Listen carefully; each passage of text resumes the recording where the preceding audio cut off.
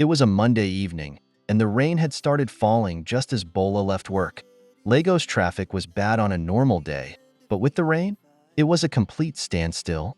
As she crawled through the Lekki Ikoyi Bridge, her tires suddenly burst, jerking the car to the side of the road. With a sigh, Bola turned on her hazard lights, grabbed her umbrella, and stepped out into the drizzle. Frustrated, she tried to call a towing service, but the line was busy. Lagos was unforgiving, and she was tired, not just physically, but emotionally. Her mother's nagging about marriage had been a constant pressure, and her last relationship ended in disappointment. Now, on top of everything, her car was stranded in the rain. As she stared helplessly at the flat tire, a car pulled up behind hers. A young man in his late 30s stepped out. "Need some help?" he asked with a warm smile. Ignoring the rain that had already started soaking his clothes, Bola hesitated. She wasn't used to accepting help from strangers, in Lagos, especially not from men. But there was something disarming about his smile. "Are you a mechanic?" she asked skeptically. He laughed. "No, but I drive people around all day. I've changed enough tires to qualify." Reluctantly, Bola agreed, and the man, who introduced himself as Kelechi, got to work. While he knelt by the car, unbolting the damaged tire, Bola found herself observing him. He was clean-shaven, with sharp features and a relaxed air. He didn't seem in a hurry, despite the rain and the worsening traffic. "Why are you being so nice? Don't you have somewhere to be?" she asked, genuinely curious. Kelechi chuckled. "I've learned that rushing through life doesn't get you anywhere faster. Besides, helping someone beats sitting in traffic." Within minutes, the tire was replaced, and Kelechi wiped his wet hands on his jeans. Bola felt a small sense of relief, though she knew it was temporary. "Thank you," she said, feeling a bit awkward. "Let me at least pay you for your time." Kelechi shook his head. "No need, but I wouldn't mind giving you a ride home. If you trust me, that is."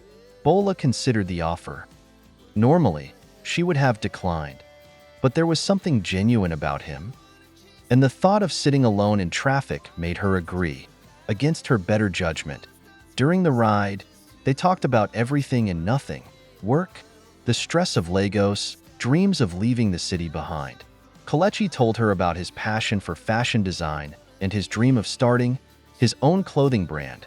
Bola found herself laughing, feeling lighter than she had in weeks. When they arrived at her apartment, she hesitated before getting out. "Thank you again," she said softly.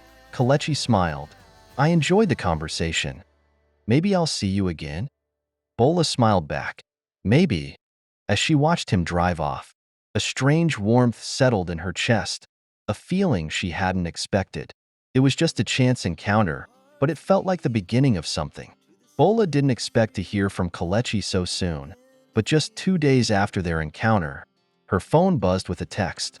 "Hope you're not still stranded on any bridges. Can I take you to dinner?" She smiled, amused by his playful tone. After a brief hesitation, she replied, "Dinner sounds good, but only if you promise not to wear wet clothes this time." That evening, they met at a quiet restaurant tucked away from the noisy streets of Victoria Island. Conversation flowed easily between them. Kelechi talked about his family back in the East, his struggle to make ends meet as a ride-hailing driver, and his dream of breaking into the Lagos fashion scene. Bola found herself opening up about the stress at work in her, frustration with her mother's relentless pressure to get married. "I don't get it," Kelechi said between bites of jollof rice. "Why is marriage treated like a deadline here? It's not like happiness comes with a wedding ring." Bola chuckled. "Tell that to my mother. She believes the only thing worse than being unmarried is turning 33 without a husband." The dinner ended with Kelechi walking her to her car, and before Bola could second-guess herself, she agreed to see him again. One date became two, two became three, and before long, they were spending most of their evenings together. With Kelechi, Bola felt something new, a sense of ease she hadn't experienced with anyone else. He wasn't just a breath of fresh air. He was a companion in a way she hadn't expected, but not everyone saw it that way. you're dating a driver? Bola's best friend, TT, asked incredulously over brunch one weekend. You, a whole civil engineer? Bola rolled her eyes. It's not about his job, TT. Kelechi has ambition. He's working towards something. TT leaned forward, skeptical. I'm just saying, Lagos men are professional sweet talkers. Be careful, babe. Some of these guys are looking for a way out of their situation, not love. Bola dismissed her friend's warning, but the seeds of doubt had been planted. Later that week, her mother added fuel to the fire. This boy you're seeing, her mother began during one of their phone calls. What does he do again? He's a driver, Bola answered reluctantly, already bracing for the inevitable lecture. A driver? Her mother scoffed. Is that who you want to bring home to this family? Men like that will only drag you down. Mark my words, Bola. He'll disappoint you. Bola hung up the phone, frustrated. Why couldn't people see beyond someone's job title? Kelechi might not be wealthy or have a fancy degree, but he was kind and thoughtful. And more than anything, he made her happy. But the doubts lingered. One evening, as they sat on Kelechi's balcony overlooking the chaotic streets of Yaba, Bola found herself asking a question she had avoided for weeks. Kelechi, are you serious about us? I mean, about the future? Kelechi turned to her with a soft smile. I don't want to just be your now, Bola. I want to be your always. His words were exactly what she needed to hear. And for a moment, the doubts melted away. She rested her head on his shoulder, telling herself that love was a risk worth taking. But as the weeks passed, the whispers from friends and family only grew louder. TT sent her stories about women who fell for men who used them. Her mother called constantly, reminding her that Kelechi wasn't husband material. Even Bola herself began wondering if she was being naive. Still, whenever she was with Kelechi, the doubts seemed far away. In his presence, she felt safe. But there was one nagging thought she couldn't quite shake. What if everyone is right? And what if Kelechi wasn't the man she thought he was? Things were going smoothly between Bola and Kelechi, too smoothly. Despite her friend's warnings and her mother's objections, Bola had let herself fall deeply in love. For the first time in years, she felt truly happy. They spent weekends exploring hidden spots in Lagos and quiet nights talking about the future. Kelechi promised her the world, and Bola believed every word. But her perfect romance came crashing down on an ordinary Thursday evening. Bola was scrolling through Instagram, killing time before bed, when she stumbled upon a picture that made her heart skip. It was Kelechi, standing beside a woman, holding a toddler in his arms. Her breath caught as she read the caption, "Family is everything. My forever love." The woman's profile was filled with pictures of Kelechi, her, and the baby, smiling, holding hands, and vacationing together. They looked like the picture-perfect family. In that moment, everything around Bola seemed to blur. Without thinking, she sent the post to TT, who responded almost instantly, "I told you. You see? Lagos men will embarrass you every time." Bola stared at her phone, her heart pounding. She wanted to believe there was a logical explanation, but every photo told the same story. Kelechi was a married man. The next day, she confronted him. They met at a quiet cafe, and Bola laid her phone on the table. The Instagram photos staring back at Kelechi like an accusation. "Who is she?" Bola demanded, her voice trembling with hurt and anger. Kelechi's expression shifted, first surprise, then a look she couldn't quite read. "Bola, I can explain." "Explain what?" Bola cut him off, her voice rising. "That you've been lying to me this whole time? That you have a wife and child?" Kelechi leaned forward, his voice low and urgent. "It's not what you think. Amara, my so-called wife, isn't what she seems." Bola scoffed. "You expect me to believe that? I saw the pictures, Kelechi. You're living a double life." Kelechi sighed, running a hand over his face. "Amara and I aren't really together. It's complicated. We married for convenience, business reasons, but there's no love between us. I promise, Bola, what I feel for you is real." Bola shook her head, her heart breaking. "You lied to me, Kelechi. You made me believe we had a future." "I never wanted to hurt you," Kelechi whispered. "I love you, Bola." But the words sounded hollow now. Tears welled up in Bola's eyes as she stood, unable to bear the weight of his betrayal. "It's over, Kelechi. I can't do this." Kelechi reached for her hand, but she pulled away, walking out of the cafe with her heart in pieces. As she got into her car and drove off, tears streamed down her face. All along, everyone had warned her. They told her to be careful, and now she was paying the price. For days, Bola stayed in her apartment, too shattered to see anyone. TT came over with ice cream and comforting words, but nothing could numb the pain. Bola deleted Kelechi's number and blocked him on every platform. But just as she started picking up the pieces of her life, she received a text from an unknown number. "I'm sorry, Bola. Please give me a chance to explain everything." Bola stared at the message, her heart pounding. Part of her wanted to delete it and move on. But another part, deep down, wanted to know the truth. Was Kelechi really a liar? Or was there more to the story than she could see? Bola tried to move on, but Kelechi lingered in her thoughts like an unfinished sentence. The text message he sent haunted her. What if there's more to the story? She wondered. But every time she considered calling him, her pride pulled her back.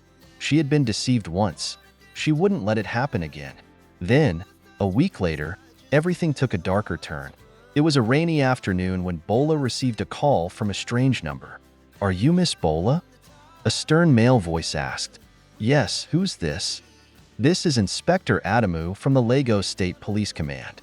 We need you to come to the station immediately. It's about Kelechi." Her heart raced. What happened? The inspector's voice remained cold. "He's been arrested on charges of fraud and theft." Bola's legs felt weak. She could barely process the words. Why would Kelechi, a man she thought she knew, be involved in such things? Against her better judgment, she found herself driving to the police station, curiosity and fear battling within her. At the station, she found Kelechi seated behind bars, looking disheveled and defeated. His usual charm was gone, replaced by a quiet desperation. As soon as he saw her, his eyes lit up with a flicker of hope. "Bola, thank God you're here," he said, standing up quickly. "I didn't do any of this. I've been framed." Bola folded her arms, anger bubbling to the surface. "Framed? That's the best excuse you could come up with?" Kelechi sighed, rubbing his temples. "It's the truth. Amara, my supposed wife, set this whole thing up. She controls everything, my accounts, my movements. When I told her I was leaving, she threatened to destroy me. This is her way of making good on that threat." Bola shook her head, struggling to believe him. "Why would she go to such lengths just to ruin your life?" "Because she never wanted me to be happy," Kelechi said quietly. "To her, I'm just property, something she owns. I was nothing more than an accessory in her business world, and the moment I tried to leave, she made sure I'd regret it." Bola stared at him through the bars, her heart warring with itself. Was this just another lie? Or was Kelechi truly a victim of a scheme far more complicated than she imagined? "Why didn't you tell me all this before?" she asked, her voice softer now. "I tried," Kelechi whispered, "but Amara watches me. She controls everything. I couldn't risk her finding out about us too soon. I thought I could handle it, but she was always one step ahead." The inspector interrupted their conversation. "Visiting time is over, ma'am. If you have any questions, you'll need to speak to his lawyer." Bola left the station with her emotions in turmoil. As much as she wanted to dismiss Kelechi's story, something about his defeated expression stuck with her. What if he's telling the truth? Over the next few days, things escalated. News of Kelechi's arrest spread, and Bola's friends and family flooded her with messages. "See? I told you he was no good," TT said smugly. Even her mother called. "You see, Bola? I warned you about men like that." Bola should have felt vindicated, but instead, she felt sick. None of it added up. If Kelechi was really just a schemer, why did he stay when he could have run? Why had he never asked her for anything, not even money? Determined to uncover the truth, Bola began her own investigation. She searched through old texts and recalled things Kelechi had told her. Then she reached out to one of Kelechi's friends, a quiet tailor named Obi. "What Kelechi told you is true," Obi confirmed over the phone. Amara trapped him in that marriage. He's been trying to leave for years, but she's powerful. She threatened to ruin his life if he ever left her. The pieces began falling into place, and Bola realized that everything Kelechi had said was true. He wasn't playing her. He had been trapped in a nightmare, unable to escape. The truth is finally clear, but it came at a terrible cost. Bola's heart raced as she sat across from Obi in a cramped cafe. In Yaba, his words confirmed what she had hoped and feared was true. Kelechi had been telling the truth. All along, Amara, the wife everyone believed was his soulmate, had used her wealth and power to trap him in a loveless marriage. Bola leaned forward, desperate for more. But why didn't Kelechi just leave, even if it meant losing everything? Obi sighed. Because Amara made sure that leaving meant more than losing money. She promised to ruin his reputation, take his child away, and make sure he never worked in Lagos again. Kelechi was just waiting for the right moment, Bola. And then, he found you. Bola's chest tightened. She had judged him so quickly, letting fear and other people's opinions poison her mind. Now, Kelechi was in jail, abandoned by the one person who could have stood by him.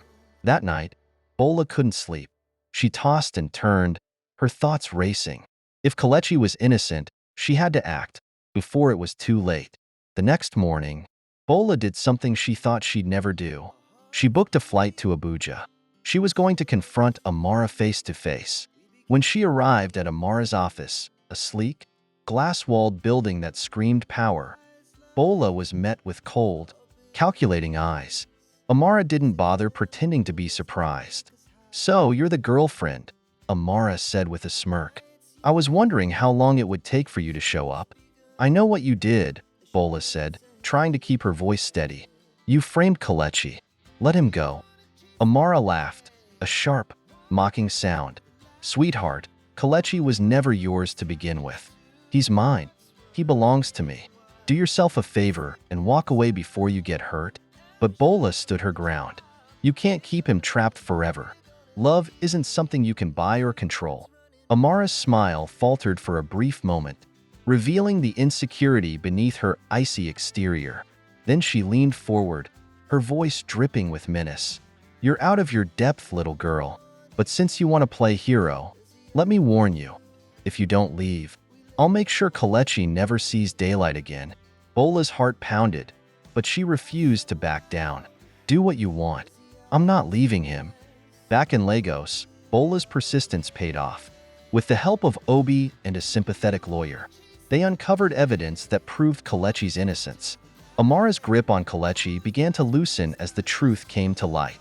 The charges against Kelechi were dropped, and after days of uncertainty, he was finally released from custody.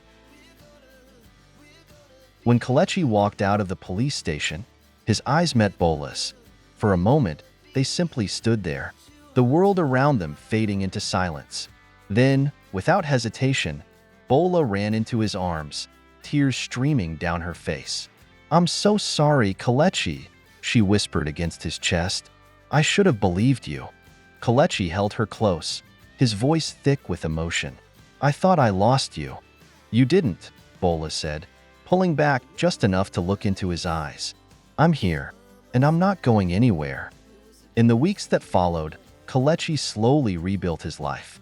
Amara disappeared from the public eye, her carefully curated image in shambles. With Bola by his side, Kelechi started his fashion business, finally free to pursue his dreams without fear. On a quiet evening, as they sat on the same balcony where they had once dreamed of a future together, Kelechi reached for Bola's hand. "Thank you for not giving up on me," he said softly. Bola smiled, her heart full. "Thank you for loving me enough to fight." They sat in comfortable silence, the Lagos skyline glittering in the distance. It hadn't been an easy journey, but they had found their way back to each other. And this time, they knew it was forever.